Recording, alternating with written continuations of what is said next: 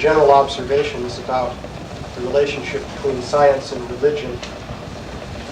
Then I'll outline a program of science education that can be pursued within ISKCON, and finally give some practical ideas as to how that might be implemented. So to begin with, for the last 2 centuries or so, there has been a famous conflict between science and religion. Science is a system of thought which aims at explaining everything that exists on the basis of certain fundamental assumptions. The primary assumption guiding scientific research is that everything happens mechanically, that everything is based on inanimate material entities that are interacting with one another according to certain laws. One of the basic principles of science from the very beginning of modern scientific development has been to try and explain things as much as possible without bringing God into the picture, or without mentioning anything supernatural. And supernatural, by definition, means anything that doesn't work according to understandable mechanical processes.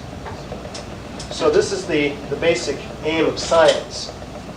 The scientists are attempting to explain everything within reality. They're not content to simply limit their endeavors to particular fields, such as electronics, let us say, where obviously there's been great success. But they want to explain everything. They want to explain the universe, where it came from, what it is, what's going to happen in the future. They want to explain what life is, its origin, the nature of life. They want to say what the mind is, what thinking is, and so forth. So they want to explain everything. Now, in this regard, science is overlapping the province of religion, because religion has also traditionally been an effort to explain everything, everything within reality. So the basic concept of religion, of course, has been that the original cause of all causes is something that is ultimately beyond our comprehension. In other words, God is achintya, inconceivable. We can understand God to some extent. God is also beyond the material world, beyond the reach of material senses. And ultimately, everything that is happening within the universe has been brought about by divine will. That's the basic approach taken by religion. So you have an inevitable conflict then between science and religion. So there have been various responses to this conflict over the years. And basically they can be divided into 2 categories, which we call accommodation and fundamentalism. So the approach that you could call accommodation is that religion yields to science. And this is typically pursued by people in the religious domain. Scientists per se have traditionally not been too concerned about religion. At least many of them don't particularly worry about it. But many people in different religious organizations have worried about the conflict between science and religion. So I brought along a couple of examples illustrating the approach of accommodation. For example, here is a papal encyclical, Humani Generis, which was issued August 12, 1950, on the subject of Darwinian evolution. And the Pope said here, "The teaching of the Church leaves the doctrine of evolution an open question, as long as it confines its speculations to the development from other living matter already in existence of the human body. In the present state of scientific and theological opinion, this question may be legitimately canvassed by research and by discussion between experts on both sides." So this sort of leaves the ultimate decision open, but you can see the trend which this decision is precipitating, namely that Darwin's theory of evolution will be accepted in the Roman Catholic Church. In fact, it has been pretty solidly accepted. There's a papal Pontifical Academy of Science in which there are many eminent scientists, some Catholic, some not Catholic. Basically, this is funded by the Vatican, and they engage in many discussions. I have a little article about them here. Basically, they're talking about evolution and different issues concerning exactly how evolution has taken place according to the Darwinian theory. The Darwinian theory of evolution, by the way, is fundamentally a mechanistic explanation of the origin of life. So that's one example. Here's another interesting example. This is the Chicago Center for Religion and Science. They're quite active. This is their journal. Here's one article. Did Homo religiosus emerge from the evolution of the brain? In a word, yes. So he goes on to discuss this. That's the basic theme of this group of scholars.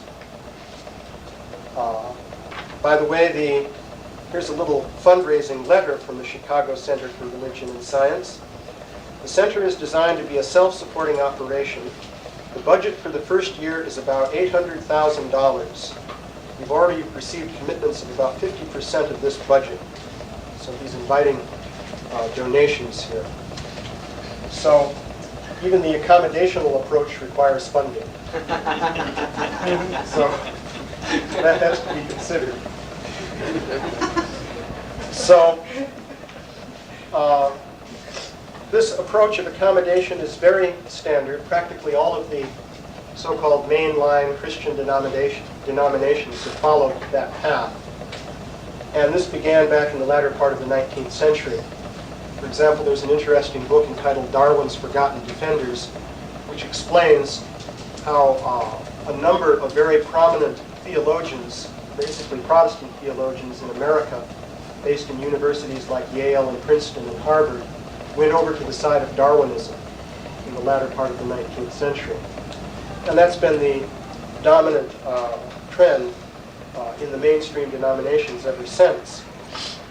So the other approach to science versus religion can be called fundamentalism.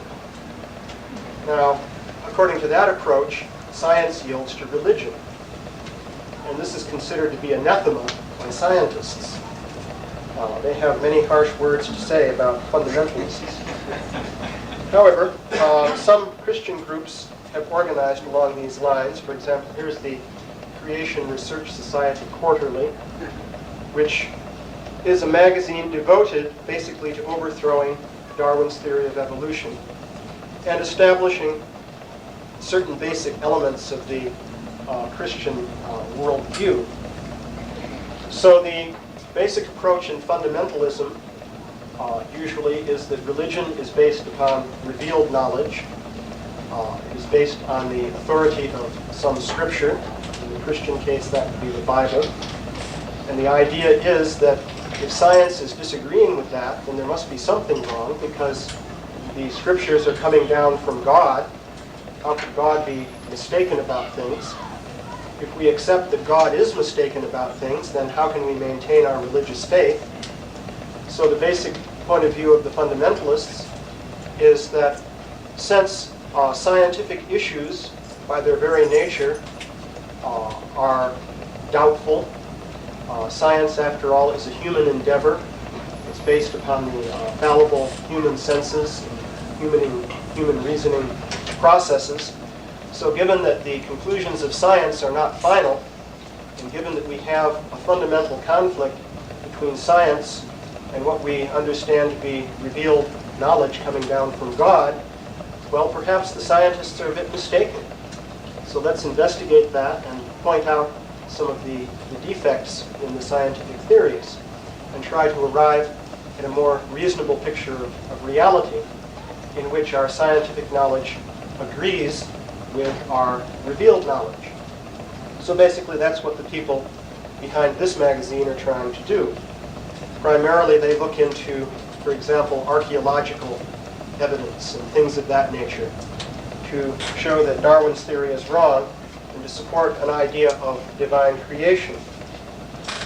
So these are the two basic approaches which are prominent.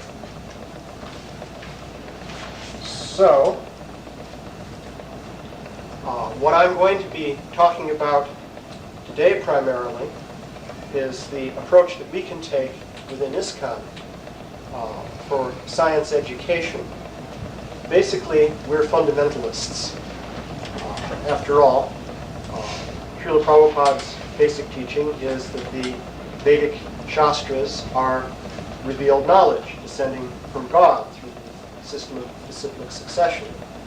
He certainly said that we should accept the Vedic Shastras as revealed truth. So we're fundamentalists in that sense. So that means, or at least that suggests, that we have to take a fundamentalist approach to the question of science versus religion. Now, in fact, one point I'd like to make is that this question of science and religion can be a strong point both in our preaching and in our educational system, rather than a weak point. If you just look superficially at the relation, say, between science and Krishna consciousness, you may get the impression that science is a vast monolithic edifice of solidly established factual knowledge, which can hardly be challenged. It seems very solid, very thoroughly supported. In fact, if you look at the question more carefully, you'll see that that's not really so. So a basic principle here, as I mentioned before, is that the scientists are also fallible human beings. It is very common for scientists to accuse religious people, especially fundamentalists and creationists, of trying to warp the scientific truth based on their religious beliefs. The idea is that if a person is motivated by religious beliefs, then such a person cannot be actually an authentic scientist, because his conclusions will be biased by his belief system. There's this word, true believer.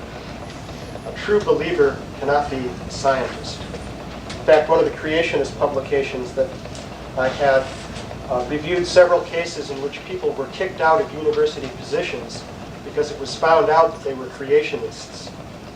And the idea was, well, they're biased. They're true believers in something unscientific, therefore kick them out. Well, the point can be made that scientists are also true believers. So what applies to the religious people also applies to science. If you canvassed different scientists, you would find that scientists tend to very strongly believe in their different basic theories, such as the theory of evolution, for example. Typically, they believe very emotionally in these theories. So if religious bias can cause one to warp one's presentation of the facts, then scientific bias can also cause a similar warping. And at the very least, it would be good to have a pluralism of ideas in which people are warping things in various directions so that people will at least have a choice to make in order to decide what to believe. Not that everything should be dominated by people who are always warping things in one direction. So that's a basic argument that can be made for this approach, even for those who don't accept many of our basic premises. So over the last few years, we have been doing some research on this topic of science versus religion, and I brought along some show and tell items here. And I will also explain how some of these materials that we've produced could be converted into a curriculum of courses on a number of different levels. So I have some topics for courses here. I'll just go through some of these briefly.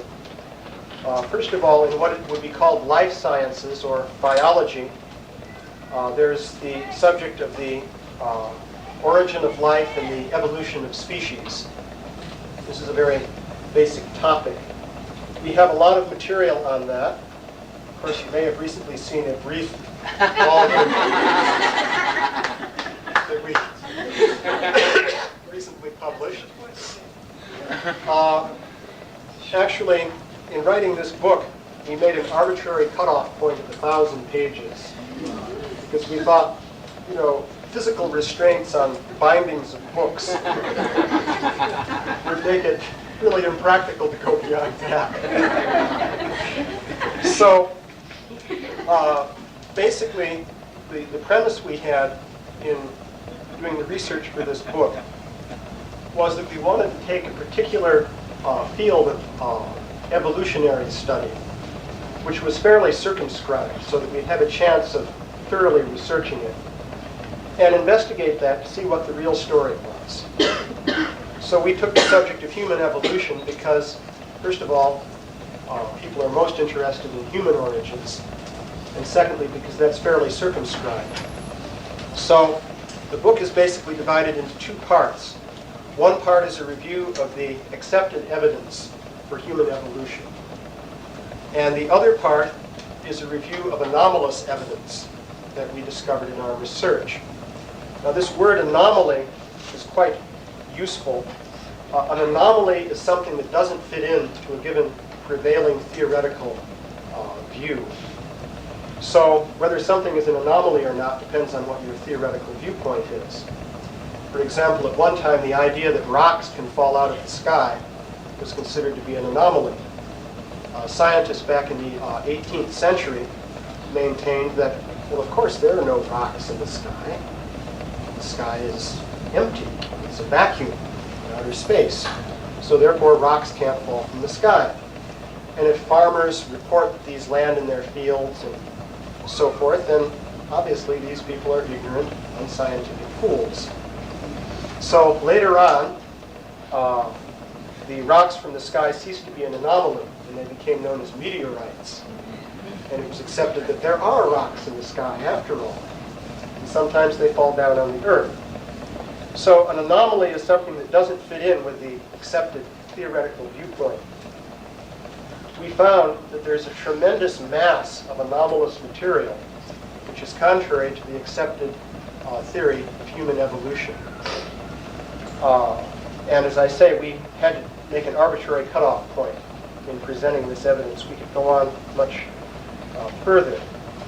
So this material can be presented in the form of courses on different levels.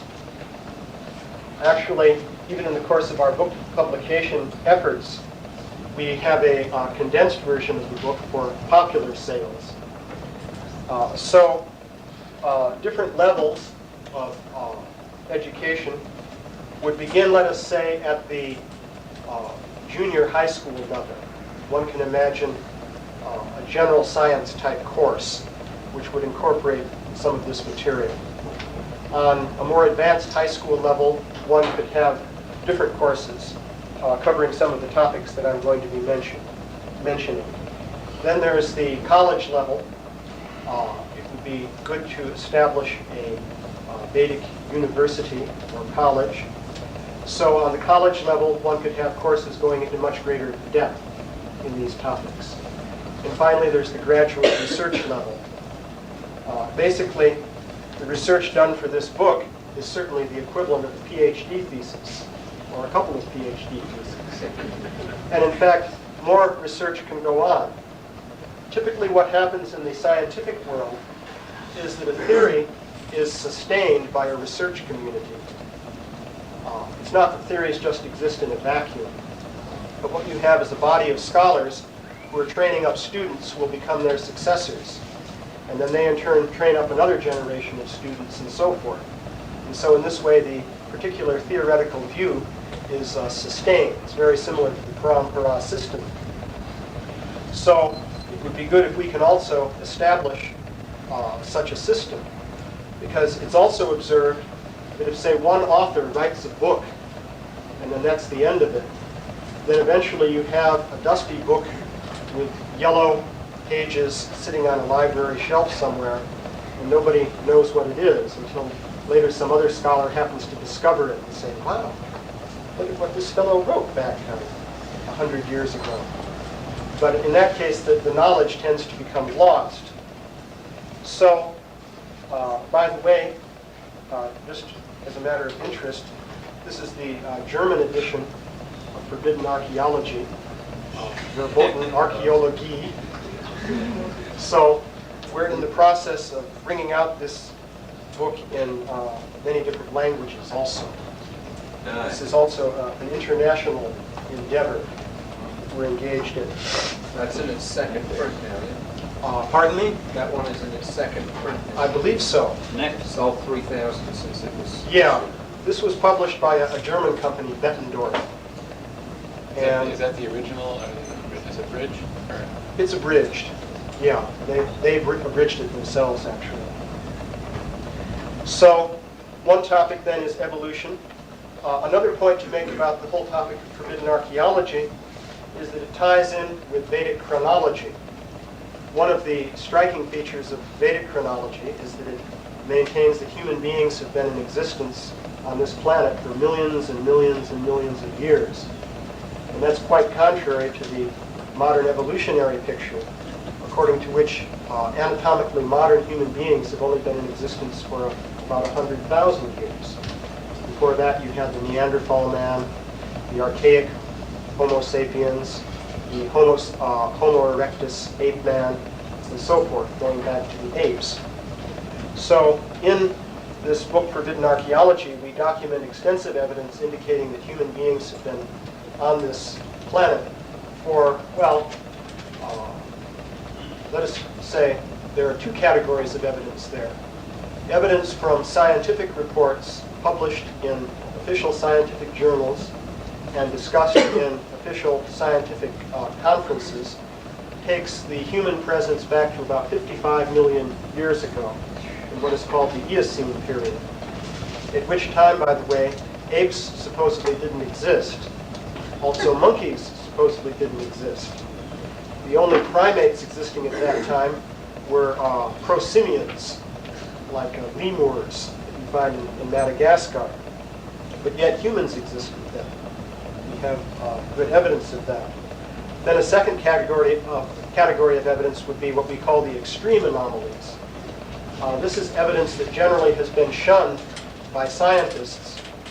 The source for this kind of evidence typically would be individuals, coal miners, little old ladies who happen to make discoveries and report them in the newspapers and so forth.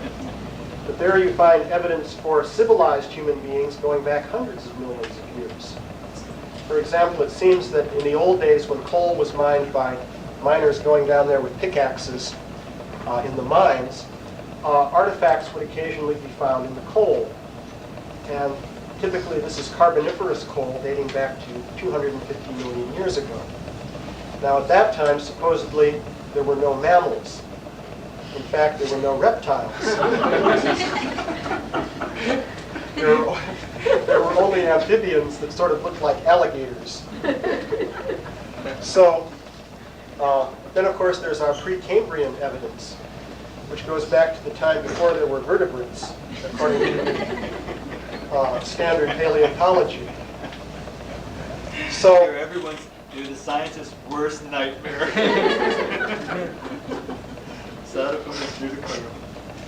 So anyway, on this topic of life and evolution, another subheading would be the alternative theory for the origin of the human race and of other species of life. Of course, the Bhagavatam describes how human beings are descended from demigods. Now, one might think, well, now, how are we going to present something like that? This seems to be a very difficult topic. However, this can be presented and it can be made into a strong point. The basic principle in what you could call the Vedic theory of creation is that spiritual form generates subtle form, and then subtle form generates gross form. As far as scientific investigation is concerned, the transition from subtle form to gross form is something that can be looked at from an empirical point of view. It's it's more difficult to investigate the transition from spiritual form to subtle form. Of course, going from spiritual to subtle, you have Brahma being born from Garbhodakashayi Vishnu. That would be difficult to investigate scientifically. But going from subtle form to gross form, it turns out that there's a lot of evidence which is readily available, which supports the basic principle that some kind of intelligently guided subtle powers exist which can manipulate gross matter. We've done quite a bit of research in this area, and we're coming out with a book on this subject. One area of empirical evidence is so-called miraculous healing, or psychical healing, in which it turns out that very severe diseases suddenly are cured in connection with some supernatural agency. I'll give you just one example of that. There's a place called Lourdes in France. Those who speak French will know that that's not how it's pronounced. I learned that when I spoke about this in France once. But Lourdes was associated with an appearance of the Virgin Mary back in about 1849. And since then, there have been miraculous healings reported there. So there's an official group of doctors who are based there and who study these miraculous healing cases. And they have been able to pick out about 60 cases out of over 6,000 in which there's very good medical documentation indicating what happens before and after. And basically what you have is the more or less sudden reconstruction of destroyed organs and tissues. For example, there was one man named something like Vittorio Micheli who had a cancer which was eating away the ball and socket joint of the hip. It destroyed the upper part of his femur and part of the hip bone. And also he was dying because this cancer was extending throughout his body. So as a last resort, he was taken to Lourdes. They dumped the people there in a spring considered sacred to the Virgin Mary. And he said that suddenly he felt great. His appetite came back, and he wanted them to take the cast off. He had a big body cast because his whole leg was disintegrating, basically. It turned out that he had a new ball and socket joint. And he was able to walk again with no problem. Interestingly enough, the x-rays showed that the new ball and socket joint was indeed new because it was shifted by about 1/2 inch from the original one, as shown by the x-rays. Now this is a somewhat unusual phenomenon. It's known, for example, that lower animals can sometimes regenerate parts. For example, you can chop off part of a flatworm and it'll grow a new part. But in mammals, what to speak of human beings, this is unheard of. So this is one example. What you see empirically is that there's a correlation between these kinds of events and the idea that some higher power is involved. And typically the subjective experience of the person undergoing this healing phenomenon indicates that some higher being, some higher energy and so forth goes through them. So we're using this as empirical evidence in support of the theory of divine creation.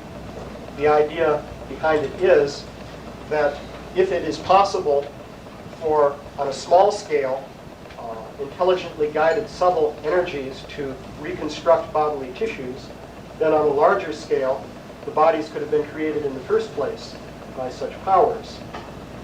This, by the way, runs parallel to Darwin's theory, because it should be noted that Darwin never claimed to show evolution. What Darwin did was give many examples of small-scale changes in organisms, especially breeding of domestic dogs and horses and so on and so forth. And he then said, well, if these small-scale changes can occur within the purview of human observation, then imagine what nature can do over millions of years. So it's a similar argument.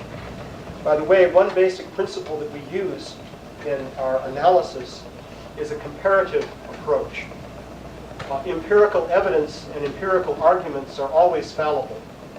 You can never actually prove anything empirically. However, it's a question of balance or parity. If you have an empirical argument tending in one direction, to make a case tending in another direction, you just have to do as well as the argument that goes in the first direction.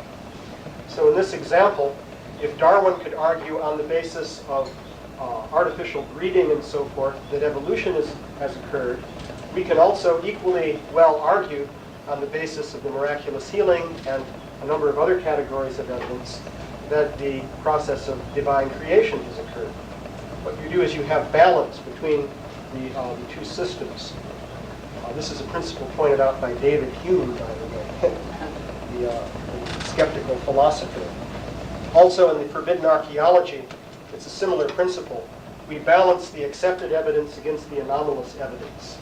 And we basically ask, what is the quality of the scientific analysis of the evidence in the two cases? And we find that it's basically equivalent.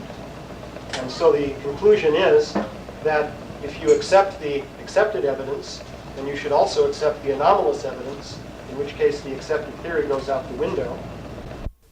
That if you accept the accepted evidence, then you should also accept the anomalous evidence, in which case the accepted theory goes out the window.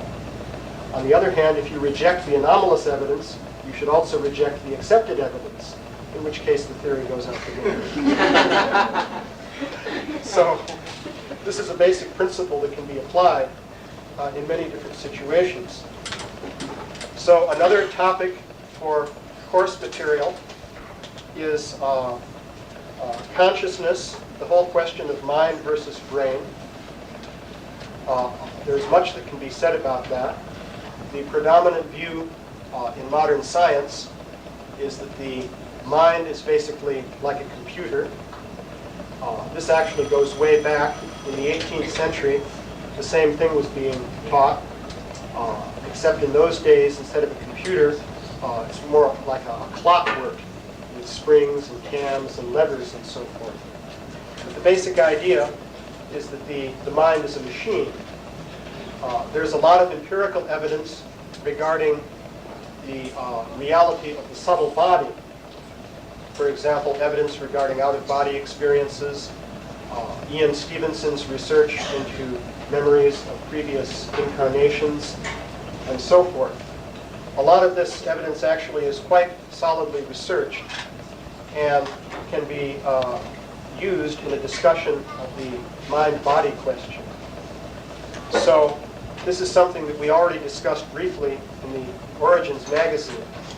Actually, each of the articles in this magazine could be elaborated into a course of study. Another topic would be physics. Now, physics is really at the very root of the modern scientific conception of things, because it is physics that tells us how everything works mechanically.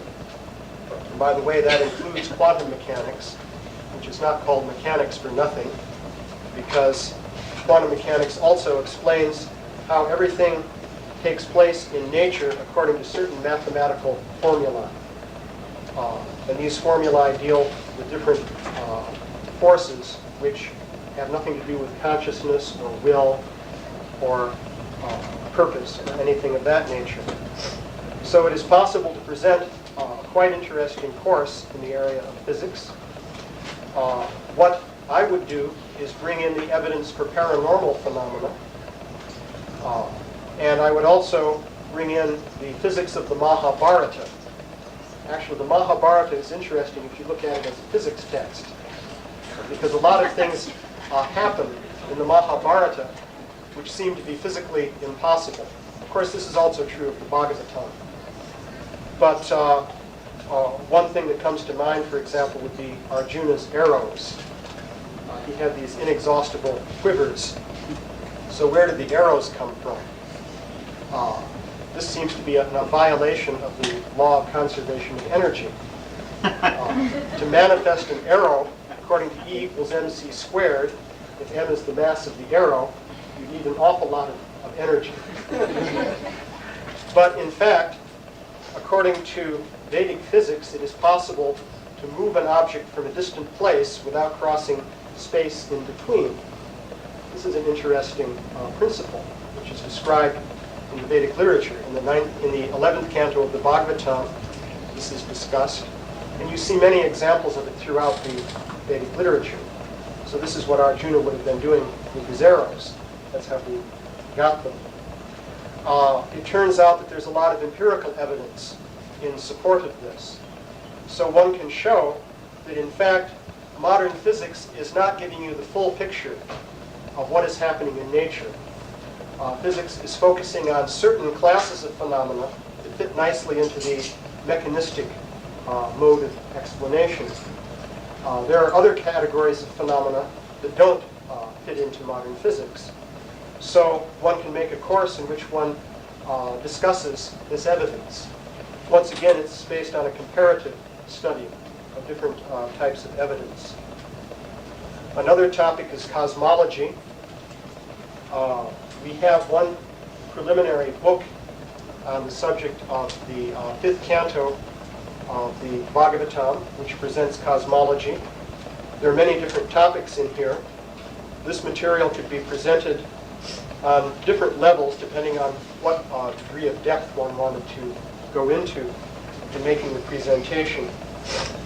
One aspect of this is the subject of UFOs. I've written a book on that subject, and one might ask, well, why would you write a book on such a flaky fringe topic as this? As it turns out, as I mentioned before, whether something is acceptable or not depends on one's theoretical point of view. Within science and within human society in general, there is what you might call an information filter, which tends to filter out ideas, reported observations, data, and so forth that doesn't fit in with the accepted viewpoint. This is quite common according to human nature. So what you find then is that information that doesn't fit into the accepted viewpoint gets relegated to a fringe area. And inevitably, fringe areas are populated by various irresponsible people who exploit the fact that you don't have an established authoritative system for regulating knowledge. So you tend to have controversial fringe areas. The interesting thing is that in some of these areas there's good evidence lurking beneath the different layers of controversy. And that's true in this area of the UFO phenomenon also. The UFO phenomenon is very much tied in with the whole topic of the paranormal, and it's tied in with the siddhis, which are described in Vedic literature. In fact, it's very interesting that you can make a case for the reality of the different mystic siddhis by examining reports of UFO experiences made by Americans who don't know anything about mystic cities and so on described in Sanskrit literature. So once again, this book also makes a comparative study, and it is also material in support of another basic feature of the Vedic picture of reality, namely that there are many different forms of intelligent life within the universe, and in particular many forms of intelligent life living on or in the immediate vicinity of this planet. If you read the Vedic Shastras, you find that human beings are always interacting with other kinds of beings, such as Gandharvas, Rakshasas, Vidyadharas, and so on and so forth. So actually the UFO phenomenon provides empirical evidence that tends to support this basic conception. So this is also material that can be used in a course of study relating to cosmology. Another topic of interest is history. So I already mentioned something briefly about history, namely that the forbidden archaeology research supports the idea that human beings have been existing for hundreds of millions of years. But then there's the topic of recent history. So we've been doing some research in that area. It turns out that, first of all, well, there are two basic areas where some progress has been made. One has to do with the history of kings within Kali Yuga. In the 12th canto of the Srimad Bhagavatam, you'll see the dynasties of the kings coming into the Kali Yuga period, at which point they finally die out. You can calculate dates based on the time periods given for these dynasties and based on the fundamental point that the Kali Yuga began in 3102 BC. So this system of dates is in disagreement with the system of dates established by modern scholars. Modern scholars have basically used the invasion of India by Alexander the Great as the starting point for their chronology. They say that a certain king named Chandragupta Maurya was a contemporary of Alexander the Great, and he was known as Sandrakotos by the Greek historians. So they make this link between Sandrakotos and Chandragupta Maurya, and then they calculate the dates forward and backward from that point. So, in fact, in India there are a number of more traditionally oriented scholars who have challenged this reconstruction of the dates. I've investigated some of that material, and there's a lot of material that can be presented there in favor of what you could call the Puranic chronology of India within the last 5,000 years. So another topic that is interesting is the 5th canto and evidence for the Vedic world civilization. It turns out that if you look at cultures spread throughout the world, you'll find that many fundamental features of the 5th canto cosmology are found in these different cultures. I recently wrote up a paper on that, in which I have a table of different correlating features. But basically, you'll find such things as Mount Meru. Mount Meru is basically a cylindrical pillar, said in the Bhagavatam to be made of gold, which is on the polar axis. At the top of Mount Meru, there's Brahmapuri, which is the residence of Lord Brahma. 4 sacred rivers, branches of the Ganges, flow north, south, east, and west from the center of Mount Meru. There are 4 large mountains situated north, south, east, and west of Mount Meru. These are a few features of Mount Meru found in the 5th canto of Bhagavatam. You can find similar features in cosmologies all over the world. Take, for example, the Navajo Indians. Now, the Navajo Indians have a central cosmic mountain. There are 4 directional mountains. They also have 4 rivers going north, south, east, and west. In the Vayu Purana, it is said that the 4 sides of Mount Meru have 4 colors, interestingly enough. The Navajo Central Mountain also has 4 colors. They're not quite the same, but they're very similar colors. The Aztecs assign colors to the 4 directions, which are in fact the same as in the Vayu Purana. So it's a brief idea, but in fact there are many points that can be made indicating that the basic 5th canto cosmology somehow was spread all over the earth. I'll just mention one other case from the Sioux Indians. This one is kind of interesting. It seems that according to the Sioux Indians, there's a sacred buffalo that lives in the west. And there are 4 ages of time. And during each age, the buffalo loses 1 leg. And we're in the last age, and the buffalo has 1 leg now. So this is from the Sioux Indians. Where did they get that? So,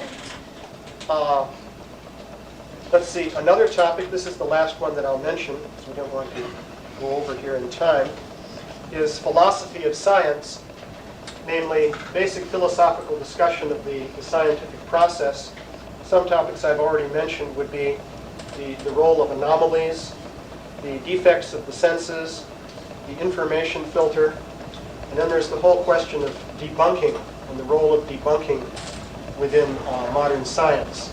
For example, one could discuss the history of SciCop, the Committee for the Scientific Investigation of Claims of the Paranormal, which has a very interesting history. So,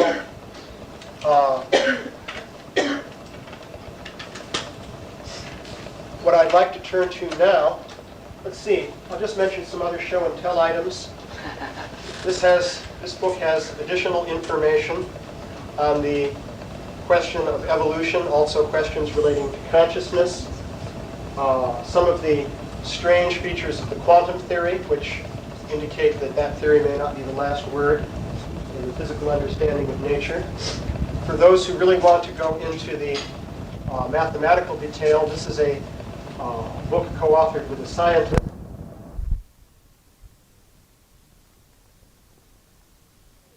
We never completely finished it, but it deals with the theory of creation and transformation from subtle energy to gross energy that I was mentioning before.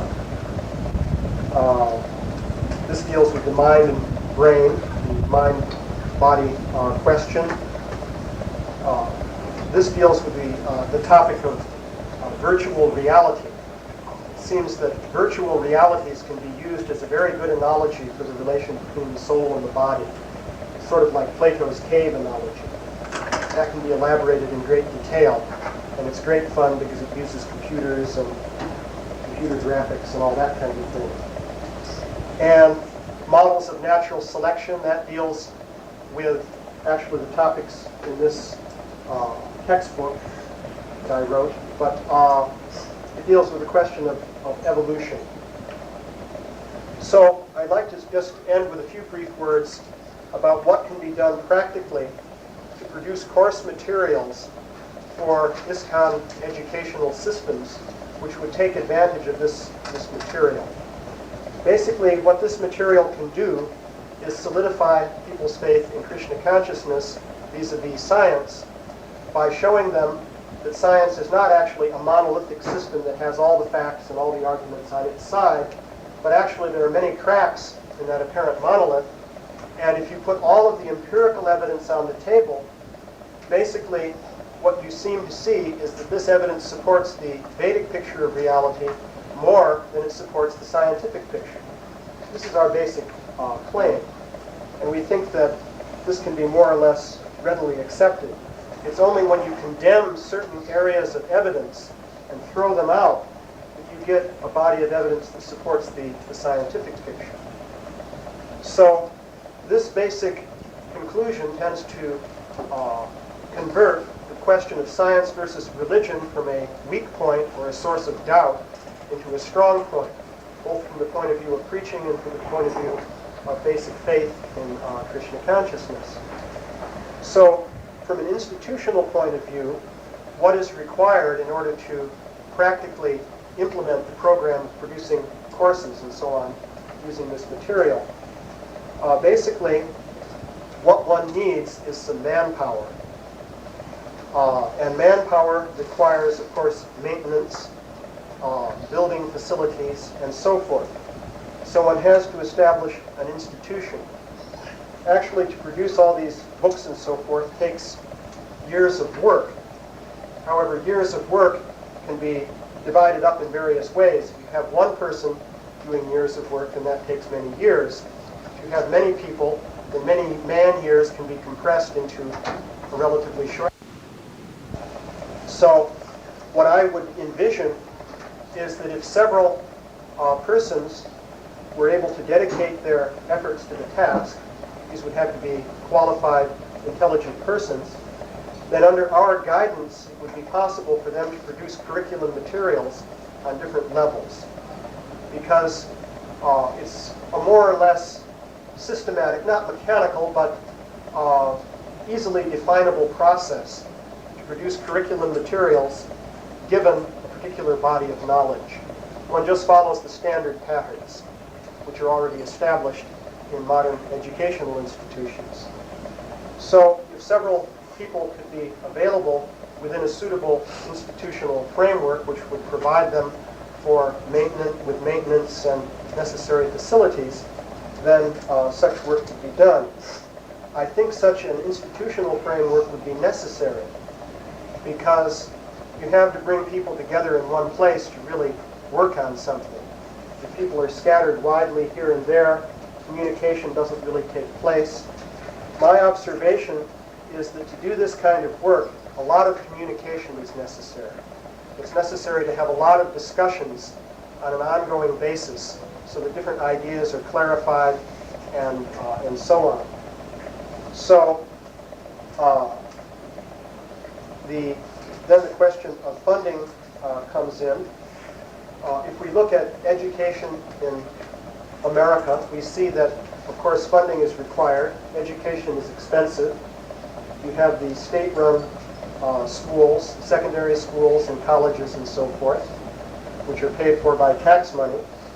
Then you have private institutions, which are typically funded by donations or endowments from wealthy capitalists of different kinds who support the program of that institution. This is also true among the Christian fundamentalist groups. And as I mentioned before, it was also true of that Chicago Center for Religion and Science. Funding is required, and this usually comes from wealthy donors. If you visit any college, you'll see the names of all kinds of wealthy donors on the different buildings.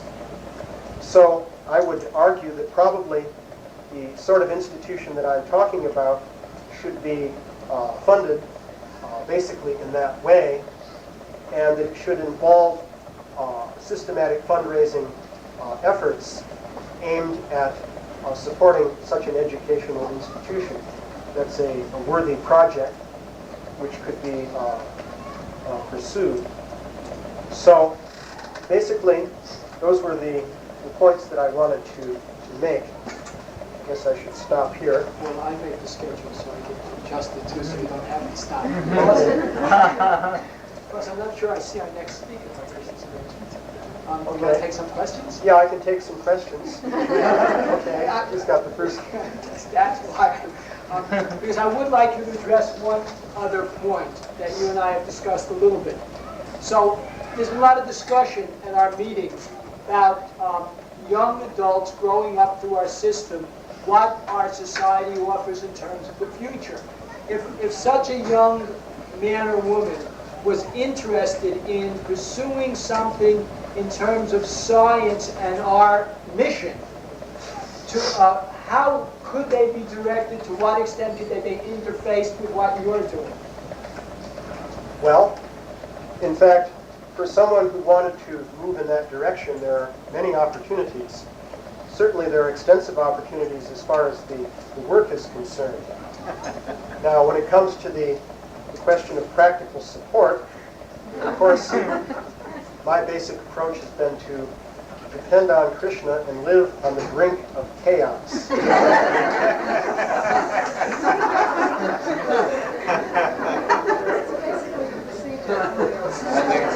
It's a situation well known to us.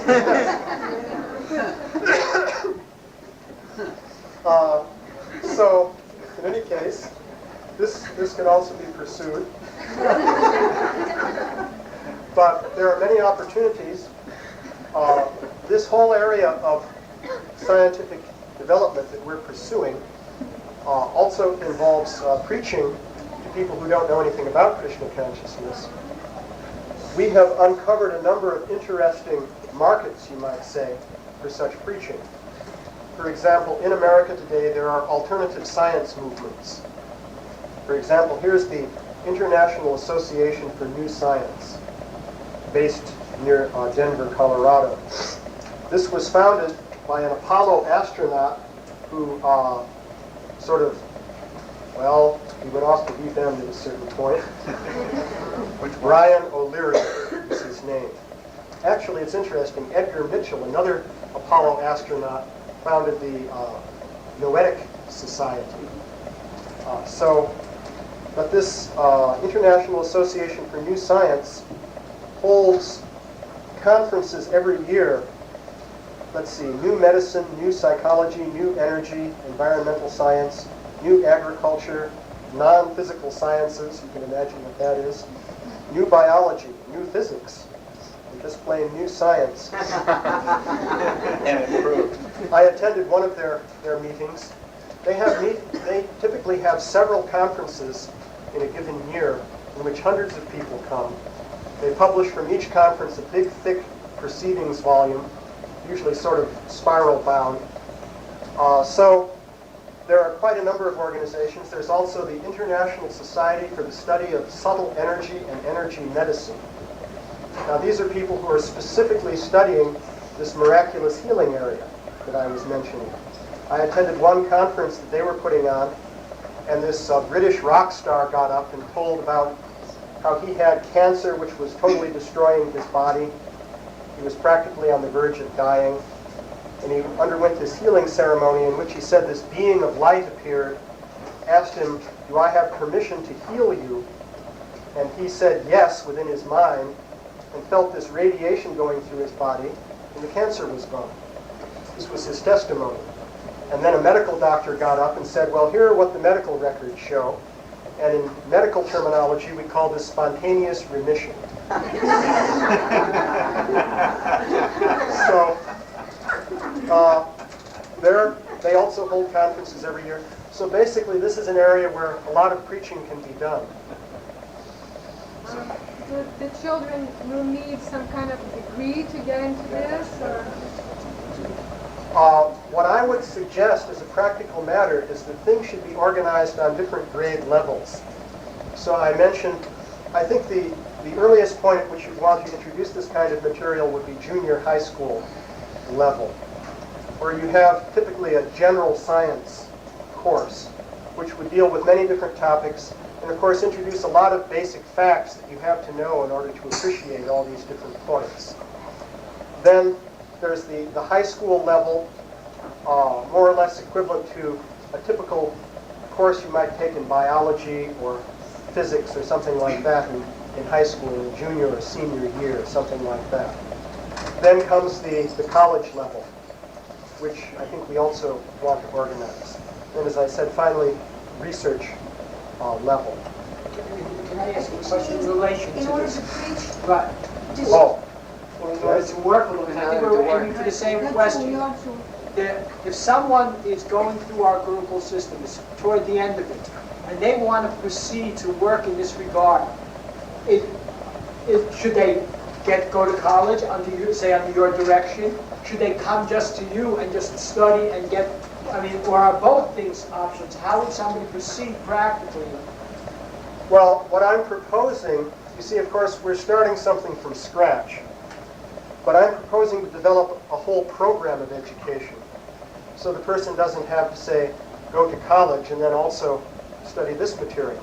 Perhaps at present, that may be the path that some people would follow. Another practical point that I would make is that one can create correspondence courses for those ISKCON offspring who are going off to Carmi high schools, colleges, and so forth. They could also study in a correspondence course format some of this material. Because the thing is, if people are dispersed in various places, in different colleges and so on, how can we bring them together in order to teach them? That's a practical difficulty. Of course, this requires manpower also. Just like in England, there's something called Open University, in which they have extensive correspondence courses. And they have a staff at Open University which is busy grading papers and sending things out in the mail and so forth. And people are getting their degrees through the mail. They also have television broadcasts with the lectures, as a matter of fact. Of course, they're pretty well established. Yeah? You were saying about the curriculum and how it's for creating curriculum for these courses. And we were talking they need to be some institutional setting, grouped together and all that. And unfortunately, I was out of the room. I apologize for that. But did you mention what the qualifications for those people writing the curriculum would be? Because this is something we're thinking about, something we need to do. What kind of person? You said more or less they just follow the pattern and you would offer advice. So what is do they need to have a degree in biology? Do they need to what do they need to be? Well, What kind of person am I looking for? Because I want to do that. my orientation here would be that ability is more important than training. Because If a person has both the basic ability and also the will to do the work, because a lot of work is involved in this, then they can make up for any deficits in training. But basic ability means they have a certain, they have to have high school biology and chemistry at least? I mean, what do you, if not, great, but I'm just wondering. Just remember, try George Martin graduated high school. I would say, We're talking about writing curriculum. Right, yeah, and that's what I'm asking. basically, some demonstrated academic skill has to be there, I would think. But not specifically in the science disciplines. It doesn't have to be. I mean, if I have But the somebody who's got person- 2 years in college, will they, or is a college graduate, but isn't, or is a high school graduate, but he didn't, Another point has to do with compatibility with certain ideas and modes of thinking. Some people, for example, just don't like science. You know, if you talk to them about science, they don't want to hear about it. They have an emotional, visceral reaction against it. So that's there. Other people are into it. You need a person who's basically quite intelligent. And to assess whether the person is sufficiently intelligent really would depend on talking with that person for some period of time to get an idea of what they're able to do. And then comes the point of commitment, whether they're willing to commit to doing it. I could name various names of people that I've had conversations with, but I don't want to do that because... Sure. But basically, that's sort of the impression that I have, that ability and commitment are probably more important than formal training, but some demonstrated academic performance is probably good. And ability to write is important, or willingness to learn how to write. I must admit, for me, the fact is I never learned how to write in college. I hated it. I only learned to write for BTG. That's actually a fact. In college, actually, I even walked out on courses sometimes. I was somewhat an interesting personality in college. But Just the essence. but in any case,